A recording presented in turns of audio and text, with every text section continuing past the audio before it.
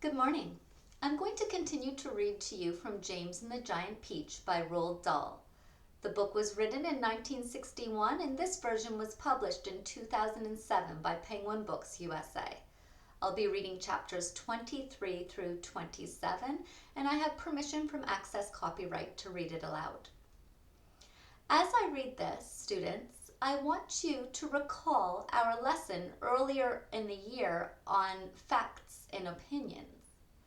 Recall, a fact is a statement that can be proven true or false, whereas an opinion is an expression of a person's feelings and it cannot be proven.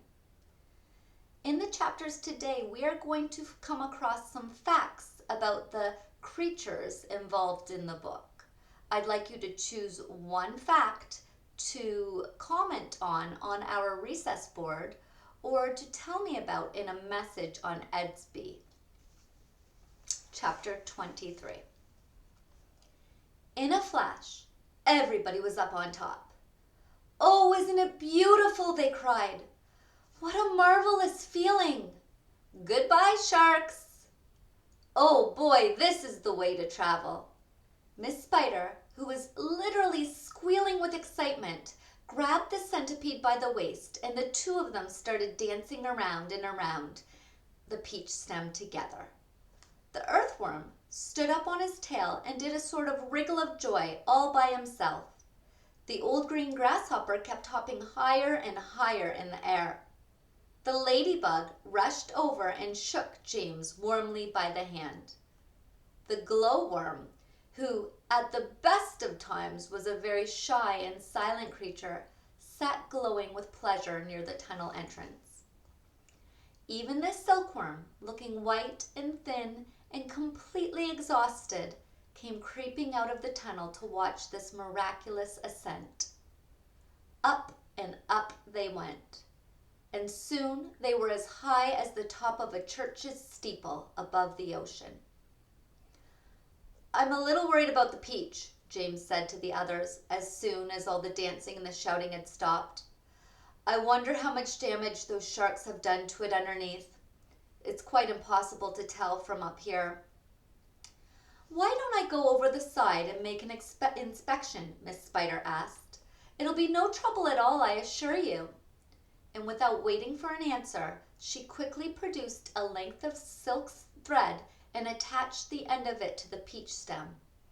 "I'll be back in a jiffy," she said, and then she walked calmly over to the edge of the peach and jumped off, paying out the thread behind her as she fell. The others crowded anxiously around the place where she had gone over. "Wouldn't it be dreadful if the thread broke?" the ladybug said. There was a rather long silence. "Are you all right, Miss Spider?" shouted the old green grasshopper. "Yes, thank you," her voice answered from below. "I'm coming up now." And up she came, climbing foot over foot up the silk thread, and at the same time tucking the thread back cleverly into her body as she climbed past it. "Isn't it awful?" they asked her. "Is it all eaten away? Are there great holes in it everywhere?"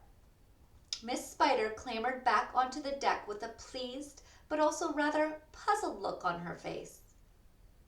"You won't believe this," she said, "but actually there's hardly any damage down there at all. The peach is almost untouched. There are just a few tiny pieces out of it here and there, but nothing more." "You must be mistaken," James told her. "Of course she's mistaken," the centipede said. "I promise you I'm not," Miss Spider answered. "But there were hundreds of sharks around us. They churned the water into a froth. We saw their great mouths opening and shutting." "I don't care what you saw," Miss Spider answered. "They certainly didn't do much damage to the peach." "Then why did we start sinking?" the centipede asked. "Perhaps we didn't start sinking," the old green grasshopper suggested. "Perhaps we were all so frightened that we simply imagined it." This in point of fact, was closer to the truth than any of them knew. A shark, you see, has an extremely long, sharp nose, and its mouth is set very awkwardly underneath its face in a long way back. This makes it more or less impossible for it to get its teeth into a vast, smooth, curving surface, such as the side of a peach. Even if the creature turns onto its back, it still can't do it, because the nose always gets in the way.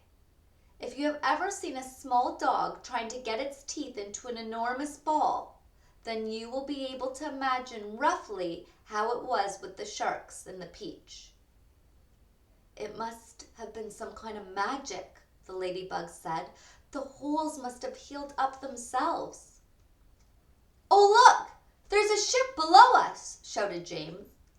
Everybody rushed to the side and peered over. None of them had ever seen a ship before. It looks like a big one. It's got 3 funnels. You can even see the people on the decks. Let's wave to them. Do you think they can see us? Neither James nor any of the others knew it. But the ship that was now passing beneath them was actually the Queen Mary, sailing out of the English Channel on her way to America. And on the bridge of the Queen Mary, the astonished captain was standing with a group of his officers, all of them gaping at the great round ball hovering overhead. "I don't like it," the captain said. "Nor do I," said the first officer. "Do you think it's following us?" said the second officer. "I tell you I don't like it," muttered the captain.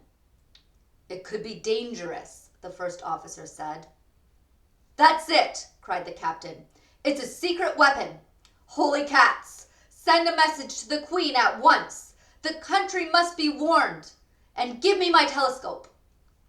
The first officer handed the telescope to the captain. The captain put it to his eye. "There's birds everywhere," he cried. "The whole sky is teeming with birds. What in the world are they doing? And wait a second. There are people on it. I can see them moving. There's do I have this darn thing focused right? It looks like a little boy in short trousers. Yes, I can distinctly see a little boy in short trousers standing up there. And there's a sort of giant ladybug." "Now just a minute, Captain," the first officer said. "In a colossal green grasshopper." "Captain," the first officer said sharply. "Captain, please." "In a mammoth spider." "Oh dear, he's been at the whiskey again," whispered the second officer. "And a simply enormous centipede," screamed the captain. "Call the ship's doctor," the first officer said. "Our captain is not well." A moment later, the great round ball disappeared into a cloud, and the people on the ship never saw it again. Chapter 24. But up on the peach itself, everyone was still happy and excited. "I wonder where we'll finish up this time," the earthworm said. "Who cares?" they answered. "Seagulls always go back to land sooner or later." Up and up they went, high above the highest clouds, the peach swaying gently from side to side as it floated along. "Wouldn't this be a perfect time for a little music?" the ladybug asked. "How about it, old grasshopper?" "With pleasure, dear lady," the old green grasshopper answered, bowing from the waist. "Oh, hooray! He's going to play for us!" they cried, and immediately the whole company sat themselves down in a circle around the old green musician, and the concert began. From the moment that the first note was struck, the audience became completely spellbound. And as for James, never had he heard such beautiful music as this. In the garden at home on summer evenings, he had listened many times to the sound of grasshoppers chirping in the grass, and he had always liked the noise that they made. But this was a different kind of noise altogether. This was real music, chords, harmonies, tunes, and all the rest of it. And what a wonderful instrument the old green grasshopper was playing on. It was like a violin. It was almost exactly as though he were playing upon a violin. The bow of the violin, the part that moved, was his back leg. The strings of the violin, the part that made the sound, was the edge of his wing. He was using only the top of his back leg, the thigh, and he was stroking this up and down against the edge of his wing with incredible skill, sometimes slowly, sometimes fast, but always with the same easy flowing action. It was precisely the way a clever violinist would have used his bow, and the music came pouring out and filled the whole blue sky around them with magic melodies. When the first part was finished, everyone clapped madly, and Miss Spider stood up and shouted, "Bravo! Encore! Give us some more!" "Did you like that, James?" the old green grasshopper asked, smiling at the small boy. "Oh, I loved it," James answered. "It was beautiful. It was as though you had a real violin in your hands." "A real violin?" the old green grasshopper cried. "Good heavens, I like that. My dear boy, I am a real violin. It is part of my own body." "But do all grasshoppers play their music on violins the same way as you do?" James asked him. "No," he answered, "not at all. If you want to know, I happen to be a short-horned grasshopper. I have two short feelers coming out of my head. Can you see them? There they are. They are quite short, aren't they? That's why they call me a shorthorn. And we shorthorns are the only ones who play our music in the violin style using a bow. My long-horned relatives, the ones who have long curvy feelers coming out of their heads, make their music simply by rubbing the edges of their two top wings together. They are not violinists, they are wing rubbers. And a rather inferior noise these wing rubbers produce too, if I may say so. It sounds more like a banjo than a fiddle. "How fascinating this all is," cried James. "And to think that up until now I had never even wondered how grasshoppers made their sounds." "My dear young fellow," the old green grasshopper said gently, "there are a whole lot of things in this world of ours that you haven't started wondering about yet. Where, for example, do you think that I keep my ears?" "Your ears?" "Why, on the side of your head, of course." Everyone burst out laughing. "You mean you don't even know that?" the centipede asked. "Try again," said the old green grasshopper, smiling at James. "You can't possibly keep them anywhere else." "Oh, can't I?" "Well, I give up. Where do you keep them?" "Right here," the old green grasshopper said. "One on each side of my tummy." "It's not true." "Of course it's true. What's so peculiar about that? You ought to see where my cousins the crickets and the katydids keep theirs." "Where do they keep them?" "In their legs. One on each front leg, just below the knee." "You mean you didn't know that either?" the centipede said scornfully. "You're joking," James said. "Nobody could possibly have his ears in his legs." "Why not?"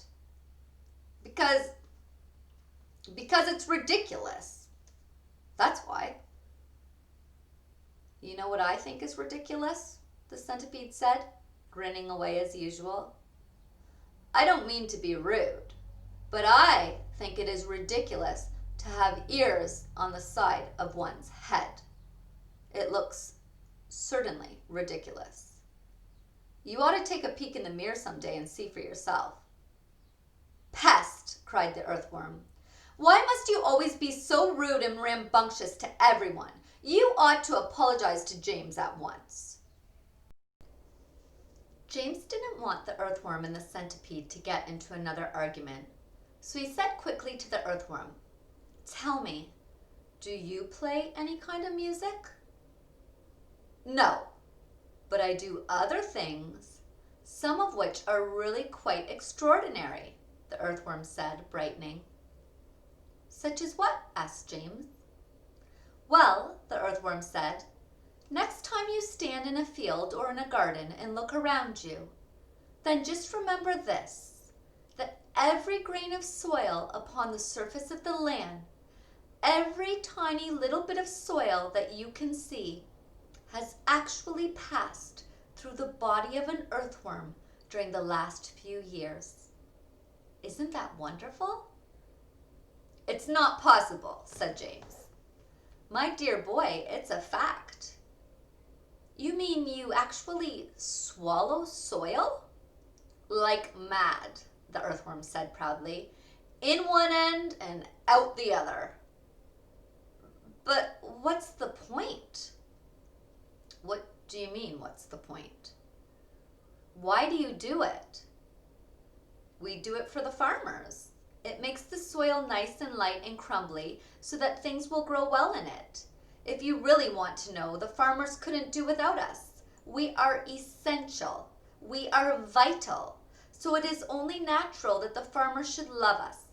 He loves us even more, I believe, than he loves the ladybug." "The ladybug," said James, turning to look at her. "Do they love you too?" "I am told that they do," the ladybug answered modestly, blushing all over. "In fact, I understand that in some places the farmers love us so much that they go out and they buy live ladybugs by the sackful and take them home and set them free in their fields. They are very pleased when they have lots of ladybugs in their fields." "But why?" James asked. "Because we gobble up all the nasty little insects that are gobbling up all the farmers' crops. It helps enormously, and we ourselves don't charge a penny for our services." "I think you're wonderful," James told her. "Can I ask you one special question?" "Please do." "Well, is it really true that I can tell how old a ladybug is by counting her spots?" "Oh no, that's just a children's story," the ladybug said. "We never change our spots. Some of us, of course, are born with more spots than others, but we never change them. The number of spots that a ladybug has is simply a way of showing which branch of the family she belongs to. I, for example, as you can see for yourself, am a 9-spotted ladybug. I am very lucky. It is a fine thing to be." "It is indeed," said James, gazing at the beautiful scarlet shell with the 9 black spots on it. "On the other hand," the ladybug went on, "some of my less fortunate relatives have no more than 2 spots altogether on their shells. Can you imagine that? They are called 2-spotted ladybugs, and very common and ill-mannered they are, I regret to say. And then, of course, you have the 5-spotted ladybugs as well. They are much nicer than the 2-spotted ones, although I myself find them a trifle too saucy for my taste." "But they are all of them loved?" said James. "Yes," the ladybug answered quietly. "They are all of them loved." "It seems that almost everyone around here is loved," said James. "How nice this is." "Not me," cried the centipede happily. "I am a pest, and I'm proud of it. Oh, I am such a shocking, dreadful pest." "Hear, hear," the earthworm said. "But what about you, Miss Spider?" asked James. "Aren't you also much loved in the world?" "Alas, no," Miss Spider answered, sighing loud and long. "I am not loved at all, and yet I do nothing but good. All day long I catch flies and mosquitoes in my webs. I am a decent person." "I know you are," said James. "It is very unfair the way we spiders are treated," Miss Spider went on. "Why, only last week your own horrible Aunt Sponge flushed my poor dear father down the plug hole in the bathtub." "Oh, how awful!" cried James. "I watched the whole thing from a corner up in the ceiling," Miss Spider murmured. "It was ghastly. We never saw him again." A large tear rolled down her cheek and fell with a splash on the floor. "But is it not very unlucky to kill a spider?" James inquired, looking around at the others. "Of course it's unlucky to kill a spider," shouted the centipede. "It's about the unluckiest thing anyone can do. Look what happened to Aunt Sponge after she'd done that.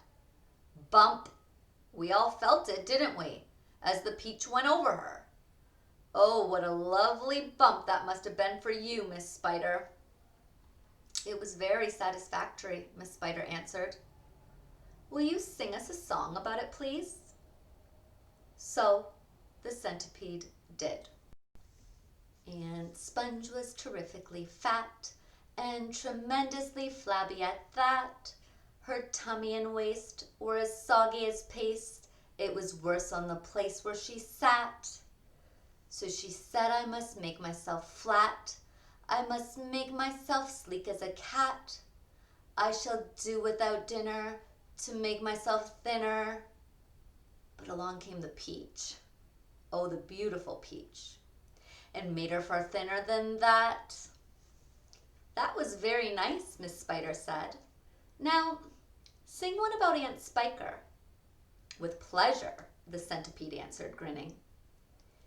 Aunt Spiker was thin as a wire and as dry as a bone, only drier.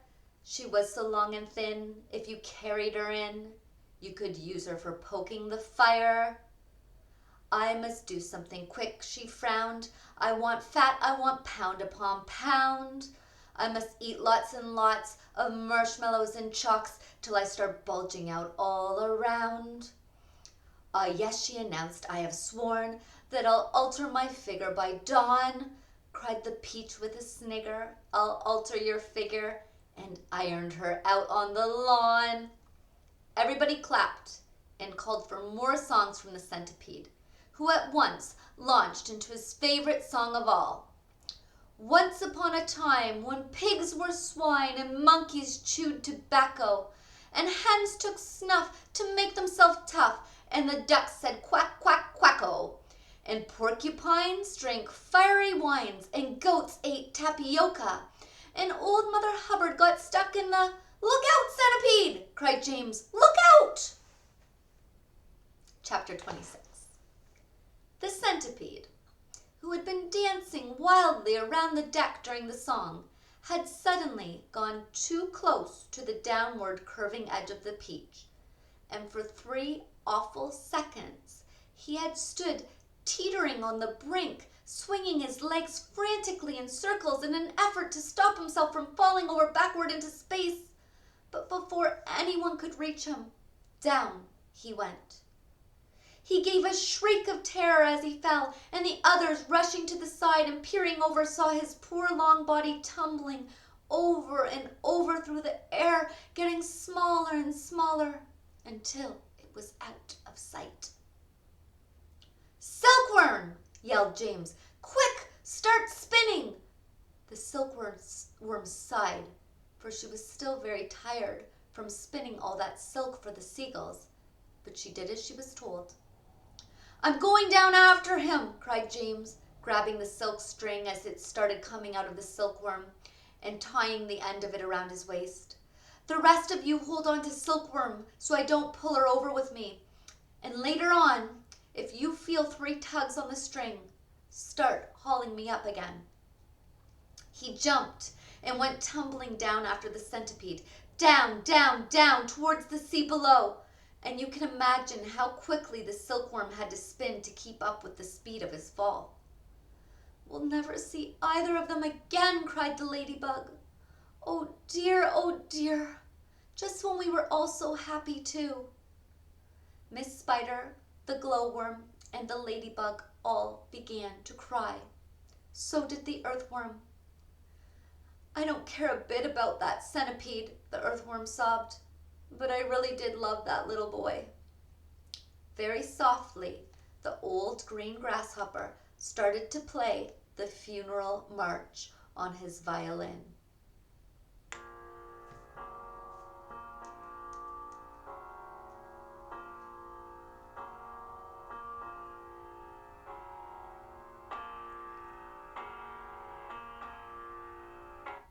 And by the time he had finished, everyone, including himself, was in a flood of tears. Suddenly, there came 3 sharp tugs on the rope. "Pull!" shouted the old green grasshopper. "Everyone, get behind me and pull!" There was about a mile of string to be hauled in, but they all worked like mad, and in the end, over the side of the Peach, there appeared a dripping wet James, with a dripping wet centipede clinging to him tightly, with all 42 of his legs. "He saved me," gasped the centipede. "He swam around in the middle of the Atlantic Ocean until he found me."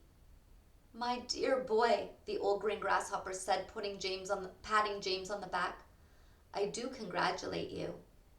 "My boots!" cried the centipede. "Just look at my precious boots. They are ruined by the water." "Be quiet," the earthworm said. "You are lucky to be alive." "Are we still going up and up?" asked James. "We certainly are," answered the old green grasshopper, "and it's beginning to get dark." "I know. It'll soon be night." "Why don't we all go down below and keep warm until tomorrow morning?" Miss Spider suggested. "No," the old green grasshopper said. "I think that would be very unwise. It will be safer if we all stay up here through the night and keep watch. Then, if anything happens, we shall anyway be ready for it." Chapter 27. James Henry Trotter and his companions crouched close together on the top of the Peach as the night began closing in around them.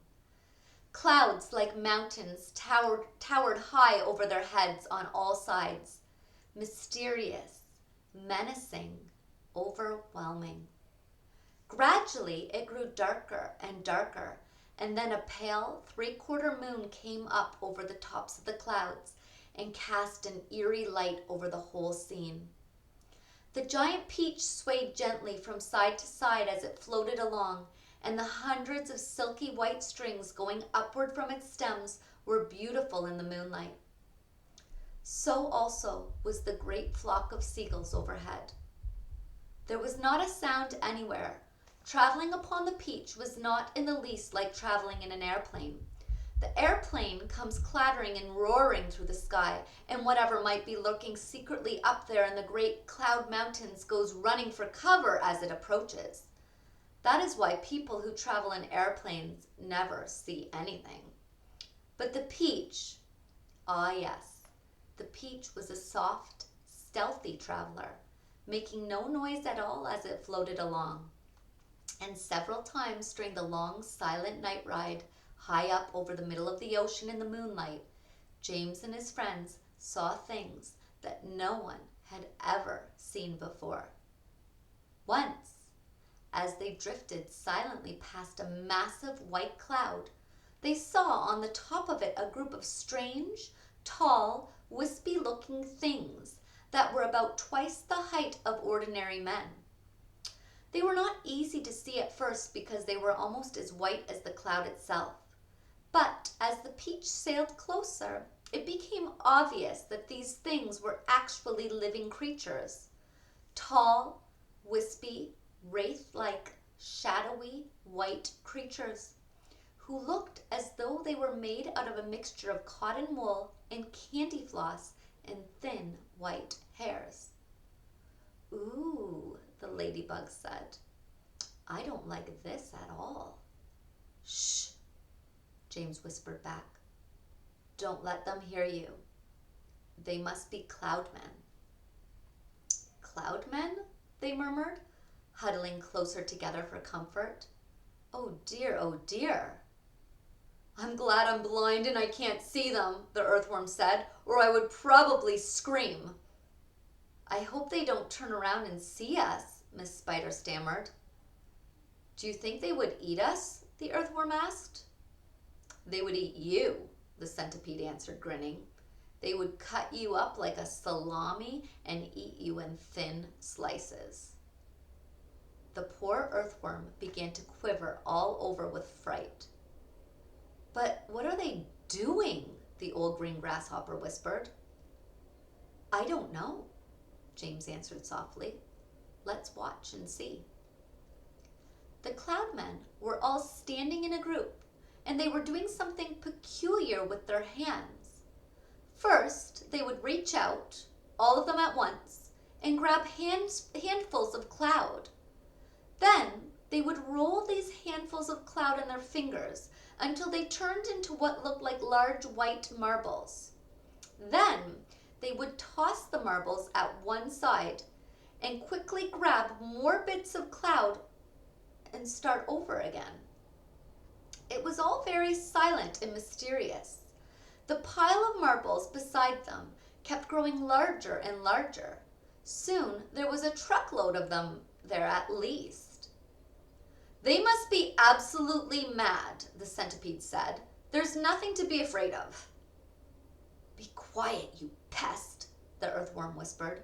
We shall all be eaten if they see us. But the Cloudmen were much too busy with what they were doing to have noticed the great peach floating silently up behind them.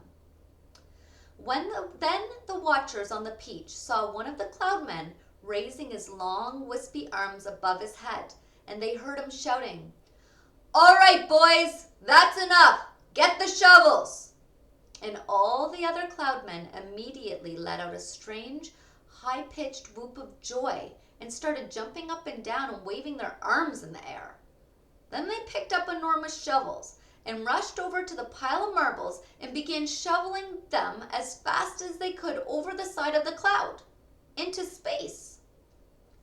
Down they go, they chanted as they worked. Down they go, hail and snow, freezes and sneezes and noses will blow. It's hailstones, whispered James excitedly. They've been making hailstones, and now they are showering them down onto the people in the world below. Hailstones? The centipede said. That's ridiculous. This is summertime. You don't have hailstones in summertime. They're practicing for the winter, James told them. I don't believe it, shouted the centipede, raising his voice. Shh, the others whispered. And James said softly, For heaven's sake, centipede, don't make so much noise. The centipede roared in laughter. Those imbeciles couldn't heard anything, couldn't hear anything, he cried. They're deaf as doorknobs. You watch. And before anyone could stop him, he cupped his front feet to his mouth and was yelling at the Cloudmen as loud as he could. Idiots, he yelled. Nincompoops, half-wits, blunderheads. What on earth do you think you're doing over there? The effect was immediate. The Cloudmen jumped around as though they had been stung by wasps. And then, when they saw the great golden peach floating past them, not 50 yards away in the sky, they gave a yelp of surprise and dropped their shovels to the ground. And there they stood with the moonlight streaming down all over them, absolutely motionless, like a group of tall, white, hairy statues, staring and staring at the gigantic fruit as it went sailing by. The passengers on the peach, all except the centipede, sat frozen with terror, looking back at the Cloudmen and wondering what was going to happen next. Now you've done it, you loathsome pest, whispered the earthworm to the centipede. I'm not frightened of them, shouted the centipede. And to show everybody once again that he wasn't, He stood up to his full height and started dancing about and making insulting signs at the Cloudmen with all 42 of his legs. This evidently infuriated the Cloudmen beyond belief. All at once, they spun around and grabbed great handfuls of hailstones and rushed to the edge of the cloud and started throwing them at the Peach, shrieking with fury all the time. "Look out!" cried James. "Quick, lie down! Lie flat on the deck!" It was lucky they did. The large hailstones can't hurt you as much as a rock or a lump of lead if it is thrown hard enough. And my goodness, how those Cloudmen could throw. The hailstones came whizzing through the air like bullets from a machine gun, and James could hear them smashing against the side of the Peach and burying themselves in the peach flesh with horrible squelching noises. Plop, plop, plop, plop, and then ping, ping, ping, as they bounced off the poor ladybug's shell because she couldn't lie as flat as the others. And then crack, as one of them hit the centipede right on the nose, and crack, as another one hit him somewhere else. "Ow!" he cried. "Ow! Stop! Stop! Stop!" But the Cloudmen had no intention of stopping. James could see them rushing about on the cloud like a huge lot of hairy ghosts, picking up hailstones from the pile, dashing to the edge of the cloud, hurling the hailstones at the Peach, dashing back again to get more. And then, when the pile of stones was all gone, they simply grabbed handfuls of cloud and made as many more as they wanted, and much bigger ones now, some of them as large as cannonballs. "Quickly!" cried James. "Down the tunnel, or we'll all be wiped out." There was a rush for the tunnel entrance, and half a minute later, everybody was safely downstairs inside the Stone of the Peach, trembling with fright and listening to the noise of the hailstones as they came crashing against the side of the Peach. "I'm a wreck," groaned the centipede. "I am wounded all over." "It serves you right," said the earthworm. "Would somebody kindly look and see if my shell is cracked?" the ladybug said. "Give us some light," shouted the old green grasshopper. "I can't," wailed the glowworm. "They've broken my bulb." "Then put in another one," the centipede said. "Be quiet a moment," said James. "Listen. I do believe they're not hitting us anymore." They all stopped talking and listened. Yes, the noise had ceased. The hailstones were no longer smashing against the Peach. "We've left them behind. The seagulls must have pulled us away out of danger. Hooray! Let's go up and see." Cautiously, with James going first, they all climbed back up the tunnel. James poked his head out and looked around. "It's all clear," he called. "I can't see them anywhere."